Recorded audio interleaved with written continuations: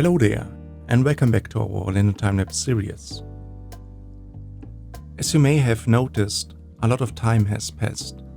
Since the last video, which was about the release of this park, to finally show it off to you and that you are able to play it on your own, we almost have 2 months now. Maybe even more than that by the time you see now this video here. And so I think it's fairly obvious to say that something happened there. And I want to tell you today. And that's also why we not initially talk about this building today. We certainly will, but later on. So after I published the last video and ultimately the park itself, the workshop, I felt extremely burned out. And the editing process, so recording and cutting down those episodes and inventing there some sort of cinematic, that was actually not a problem. The thing that killed me in the end, you could say, was the whole preparation work in before in Planco itself. All of the Esplanade area that you see finally then in the video itself was literally not existent. And so all of that happened 3 weeks in before this release. And by the end of this time, I was completely exhausted. At first I thought, well, let's take a quick break, get your mind back in order and loosen up all those tensioned up arms and muscles that you were using in this wonderful game here, right?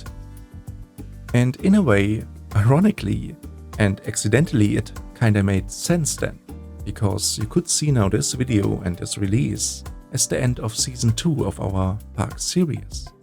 But guess what happened then? The most extreme and unusual heatwave we have ever witnessed in Europe. So I'm sitting here in my little apartment, sweating like a pig, with no air condition running because they are all sold out in all retail stores all over the country, trying desperately to record an episode down, maybe even only 5 minutes of it. But still, day by day it gets even worse. 35, 36, 38 degrees, 3 days in a row. What the hell? And so fairly quickly, I noticed that I can't do anything about the extreme forces of nature. I even had the anxiety, in a worst case example, that the hard drives inside my PC would die because of the heat. And I mean, how dumb would that be? You are trying to record something and suddenly you recognize all of your data and all of that journey, all of it is gone. And so at some time it dawned on me, in order to keep up this project, I have to stay healthy. I have to stay sane enough in order to get back into it when the times are allowing it. And that's exactly what I did. I packed my stuff, drove to a completely different location in the very north of Europe, where it's nice and cool and where you are almost unaware that anything of all that happened. So initially I only wanted to go away 2 weeks, so that I come back in early August. That's also what I wrote in my last post. But since this heatwave is going on for literally quite some time, I had to extend it so that it became in the end almost 1 month.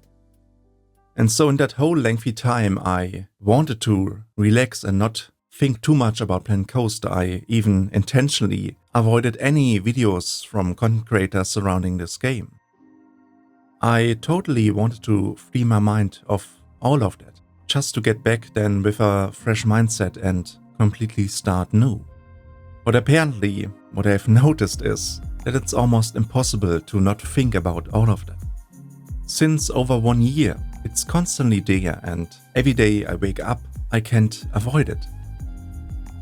And so it was even stranger and ironic at the same time that Frontier apparently released that much content like they never did exactly in this time frame.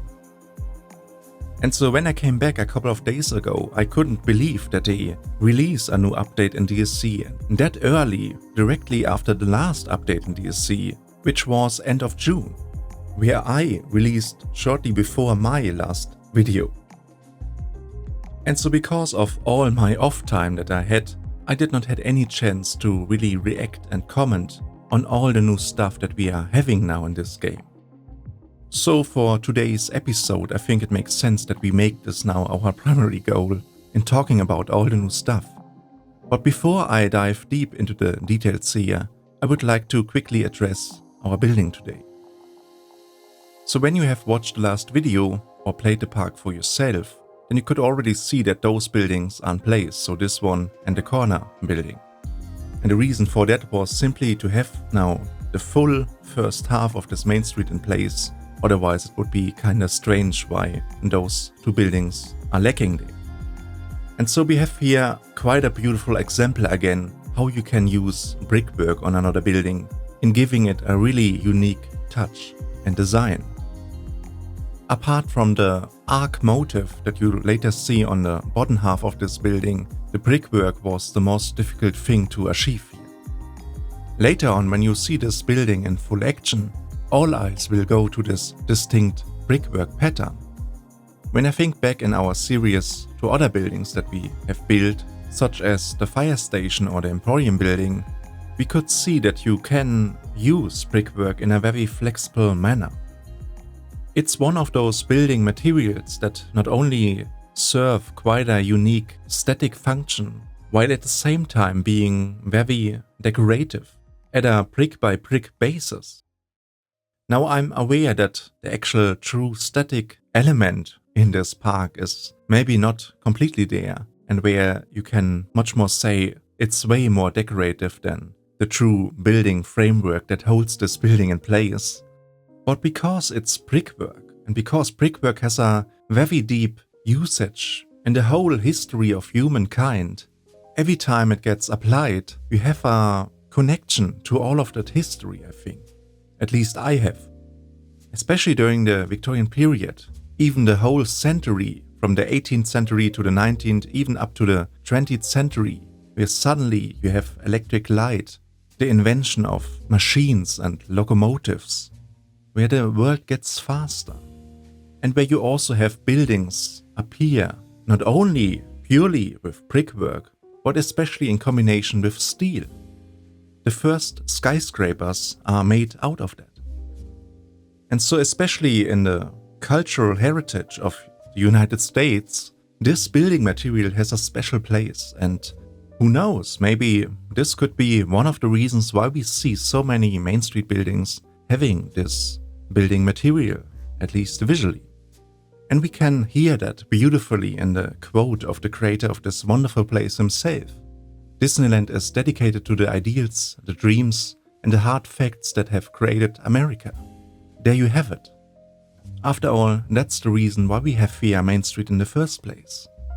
When you indeed want to showcase in a physical space the dreams, ideals, and hard facts that have founded America, then I think you can't really find any better and more beautiful motive than our American Main Street.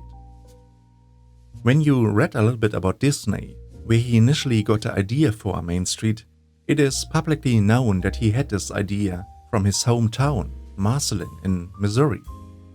When we take a look, for instance, on a street in the city itself, I think you can see something very uniquely shine through here. It's brickwork. And so to conclude now this first little section here, I hope that you, by any means, maybe later on when you are in another theme park yourself, whenever you see then brickwork, you might have the same reminiscence that I'm always getting when I'm seeing it. One last thing regarding the brickwork on this building here, I used the same method like on the fire station. We are using for the brickwork itself a tiny little piece that we can scale down all the way to 5%. That is from the coaster support section. Right now it could be that there are way better pieces in the game with all the new content that we are having. And who knows, maybe at a particular time in the very future we coming back to it and trying to optimize not only this building but so many more, since I think 8,000 pieces only for such a facade here is a little extreme, if you will. Okay, so I think at this point we switch over to our big recap, let's say, to finally talk about all the new stuff that we didn't have the chance to comment on. So let me start by saying that we have now 2 new updates and 2 new DLCs in this game that are just beyond amazing. Firstly, I want to say upfront to you that I'm extremely subjective. Not only because I can barely find any negative things about them, but because those 2 DLCs are directly down my alley, or even, to say it with the proper terms, Main Street. So let's start with update 10, which was released shortly after my last video. The first big feature here is that you can set now tracks on paths. So if you would like a tram-like ride, or the one that they added with the parade spec, which is a proper Main Street tram, then you could have something run like that through your Main Street. And it would respect also the collisions with people, and where I believe it's even possible to create a railroad crossing. Now, I'm not entirely sure how this exactly works, but I'm pretty certain that you can do something like that. For our project right here, I'm not too certain how helpful this will actually be, since the electrical tram that we are having right now is purely visually. Either we would have to get rid of it and to entirely replace it with the electrical tram from the parade spec. But on the other side, I think it's way too overscaled and differently themed and not by any means accurate to our recreation, that it could also make those tight turns around the main hub. And so I think ultimately we have to combine maybe 2 different systems here into one, where we still stick with our customly made tram, and we might put something directly underneath that is kinda helping with the collision. But a true working tram at this spot, where you can also see people directly standing inside it, I don't think that that's really possible. I mean, we can try both variations and just see what looks better in the end. One last thing, and it's a feature wish here, I would absolutely love if we could maybe see at some point placeable guests inside the park. You could have like a series of randomized guests that you can place down as scenery itself, because then you could actually have people sitting in your correctly sized restaurant on the outside terrace or also inside this tram. You could just place them there and they are like a little bit animated or something like that. And then you wouldn't really have the hustle of making everything work in a true gameplay fashion. I mean, this is directly tied to the next feature that we are having in this update 10, which is event points and Vista points. In a way, if you would have their placeable guests, they would act as the same thing, because when you could animate them as having a specific expression, like those Vista points are working in a way, then you could have like little animations of guests in your park that make it so much more immersive in the end. And that's, I think, also the exact point what makes those Vista points and event points so great, because they add immersion inside the park.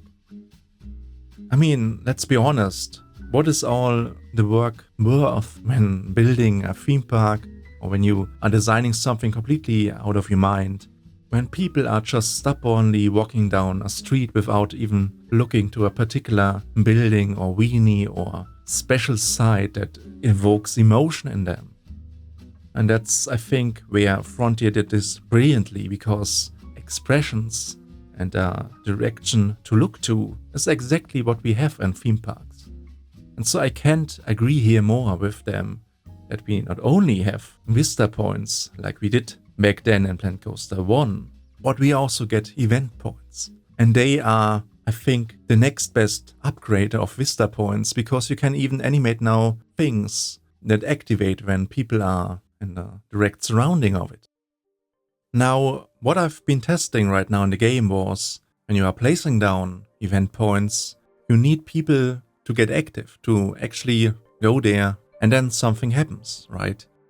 What I would just love, when you would have there like a little tiny event point that only reacts to the proximity of people. That means nobody has to get active themselves, but the game kind of senses people are right now in this area or region. So something that I'm thinking about here would be in like those Alice in Wonderland gardens, where you have like those water drops that happen above people. When nobody walks under it, it shouldn't really be activated.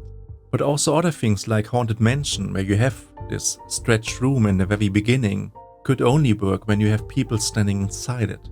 They maybe not actually get elevated with a lift inside it, but you can at least make the optical illusion that the room gets taller and taller the more they stay within it.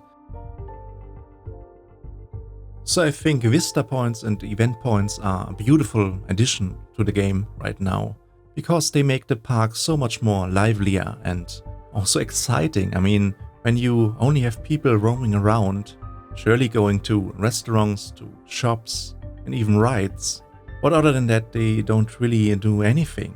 But when they suddenly can get interactive, you immediately get a feedback. For example, one area is much more exciting than another one. The event point in this area will be 2 times as clicked as the other one. And so it kinda plays with the capacity or attractiveness of a certain area over another one, and it tells you something. I mean, when I take a look back to Planco 1 and my Anaheim park, those Vista points made my park so much more immersive, simply because people finally had an intention to go somewhere. When I would only have those rides that I have built, people selectively did not want to go to other areas inside the park, so Tomorrowland or Fantasyland were completely empty, because they would all go straight for Big Thunder Mountain or Jungle Cruise. But because I had now those Vista points in there, it looked like that the other areas are at least a little bit more livelier, and maybe not in the same extreme amount like on Big Thunder Mountain, where literally 90% of all guests went to, but you at least had this realistic guest flow appearance that some areas of the park are less visited than other ones. After all, isn't exactly this the pure beauty of a simulation game? That there are effects and shifts happening upon your action. When you are placing something down, that people are going to react to it, and they let you know if they like it or not. And especially regarding scenery or any element in the game that has no direct way in telling us, oh, it's interactive or extremely beautiful and therefore people should look there. Those Vista points giving our guests like another ability to finally understand their surroundings. You are giving them a purpose why they are in this park in the first place. They are not only there because they want fun and entertainment and rides and food and drinks, but they finally can appreciate architecture, scenery, your design, all the stuff that otherwise wouldn't really bother in the end. If you now place down a ride without any scenery at all, or invest like 300 hours into the design of it, people finally notice.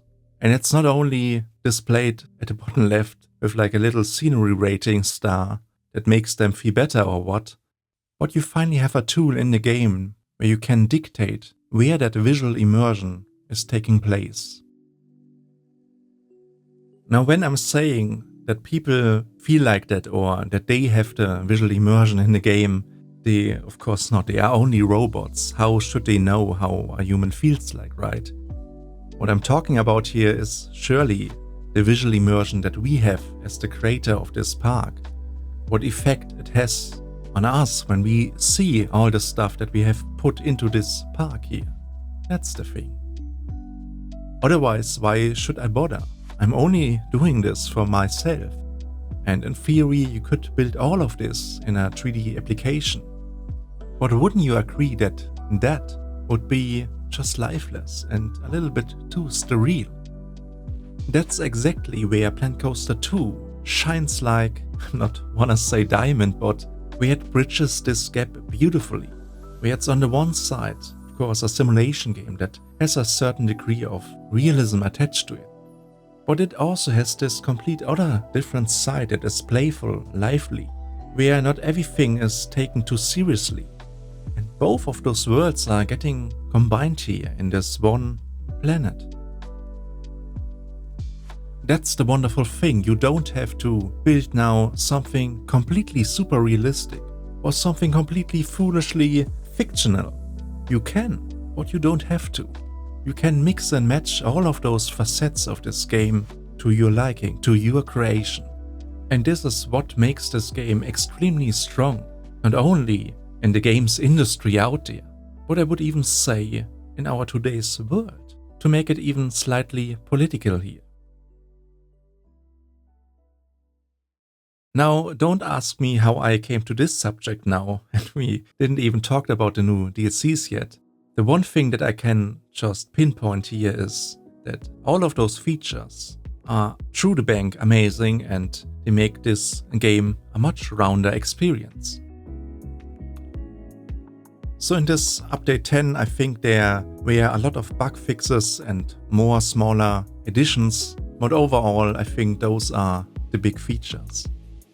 When we come now to the parades pack that launched with it, I think it's fair to say parades are an essential part of every theme park, and especially Disney theme parks, where parades are very frequent, I would say. And so it's even more amazing to know that you can finally build a very customizable parade in all sorts of different ways how you like to do it. And especially this framework, how they given us now the tools of doing so, really impressed me. I mean, it's in a way a new sort of coaster building mode, if you will, where you instead of a coaster just build your parade and set exactly how many cars you have, how they look like, that you can attach all sorts of custom scenery to it, and to set then even entertainers on specific spots where you like that. In perspective of our ambition here, we definitely need a parade working in our main street, of course. I mean, even prior to this parade pack, I made all sorts of different thoughts on how we might achieve something like that. But I mean, now with the proper framework of it, it should be as possible as it never was before. So the only little tiny bottleneck that I'm currently see is how we gonna depict the right entertainers, since they are not really customizable. But other than that, since we can customize all cars inside a parade as we wish, it should be pretty straightforward. Regarding parades in the Magic Kingdom, I believe there are 2 parades every day, so one on daytime and one at nighttime. Having said that, I'm completely not into it, and I have to watch countless of POVs to really get it. But I mean, it's still a lot of time until we get there. We first have to get this Main Street done in some way. Now, besides the parades and all the cool scenery that we are also getting with that, which is by the way amazing since there are certain illuminated pieces from the parade pack that are gorgeous, that will completely change how we are doing lighting in this game, especially regarding lampposts. But the star of the show, I would say, is clearly the Main Street styled scenery theme, which is not officially called like that, but rather small town theme. Now, I have looked on all the pieces that we are getting with that, and I mean, guys, I'm completely blown away by that. Let alone all the iron work pieces that are coming with it, and all those windows, doors, trims, roof tiles, everything. I mean, it's absolutely amazing. I think Mineral called it very well, another one of those column piece packs, and he is darn right about that. Especially also in our park, I could see that we at certain spots replace already built stuff with those new pieces. Now, it's always the struggle or hassle, you could say, if it's really worth going through all buildings that we have built prior. Especially regarding this pack, it's almost creepy how well it fits our ambition.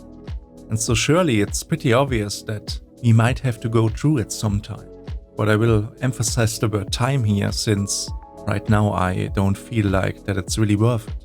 At some point in the future where we might have the whole Main Street, the castle, Fantasyland or Tomorrowland built, yeah surely, but at least right now I want to get things done, and redoing or remastering certain things that we have already built in this park, I don't think that it's really worth it.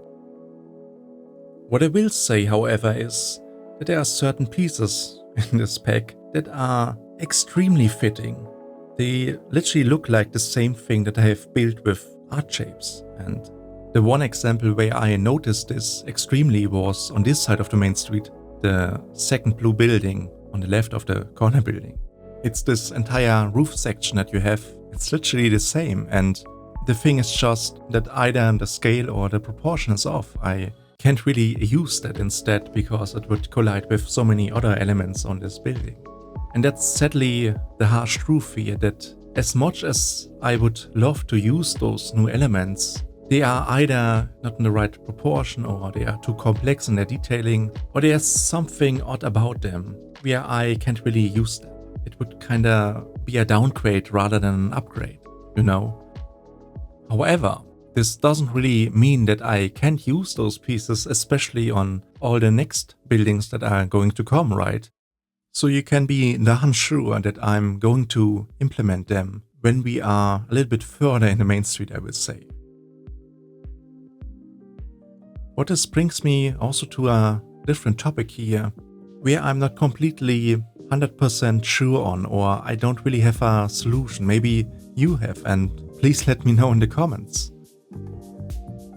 Is it true that with more and more pieces that we are getting, so with new scenery themes, new shapes, new building blocks, new wall sets, new textures that you can use, new decals, new foliage items, literally everything that they are going to add into this game here, does it become easier to build something? Or maybe I should re-paraphrase that. Can you build more of what you want to build, what you envision, or does it become easier?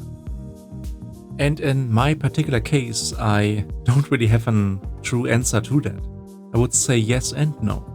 Because on the one side, on the downside, the more items you have in this game, the more bulkier your scenery tab gets, and the more you are building inside this game, you suddenly remember where all of the elements are in a particular case.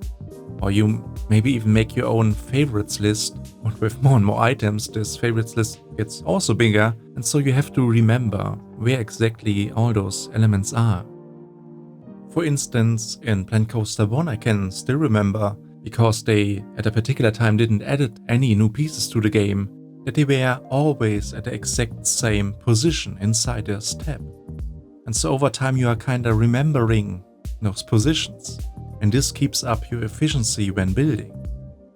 What the difference in Planco 2 is, when you are getting more and more DLCs and updates that are adding pieces over and over, 300, 500, 800, maybe even 1000 pieces, this scenery tab gets bulkier and bulkier, and all the positions that you in the forefront remembered are gone.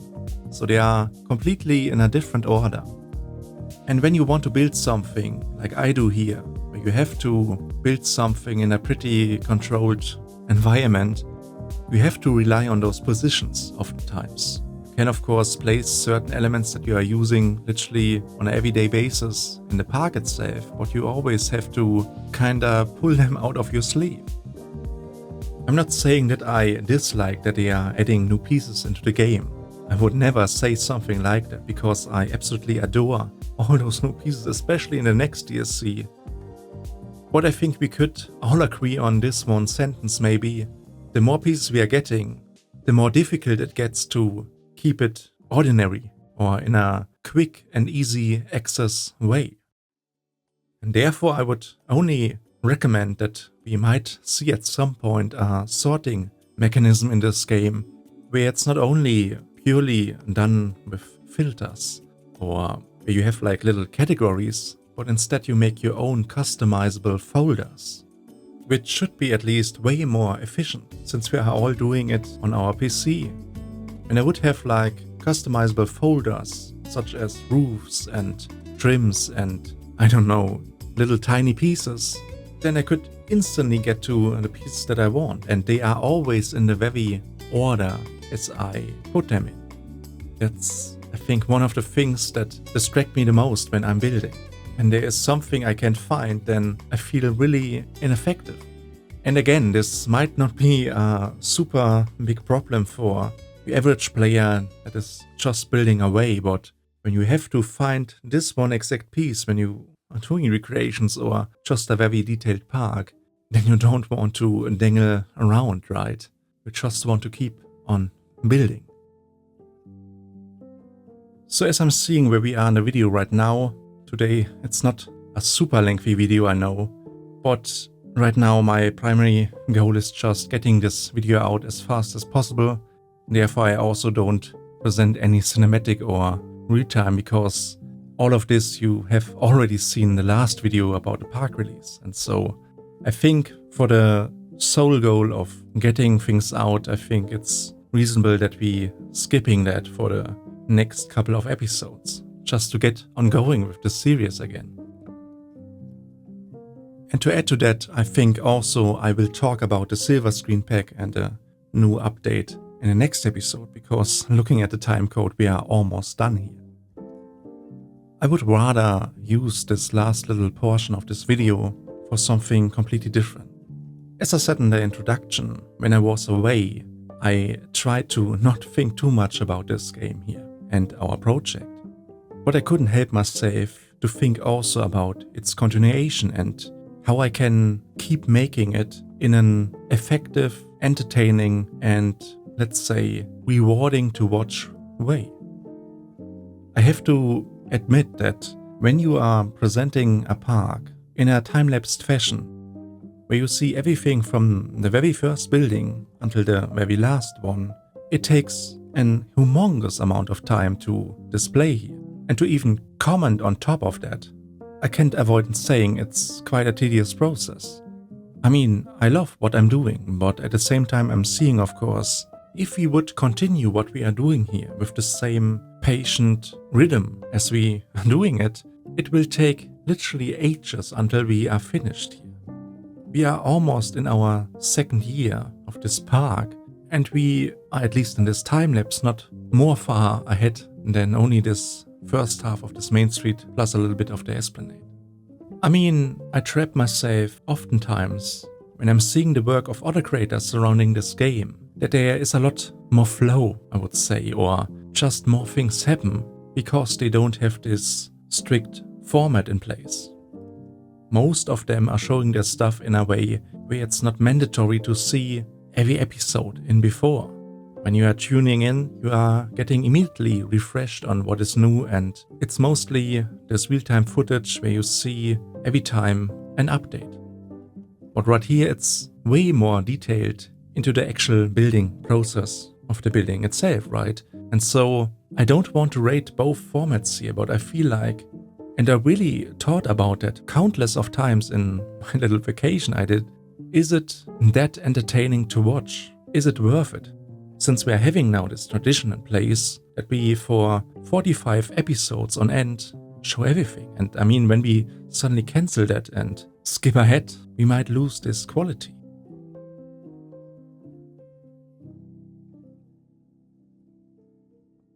Maybe you have noticed that in the introduction of this video, I've spoken about the end of Season 2.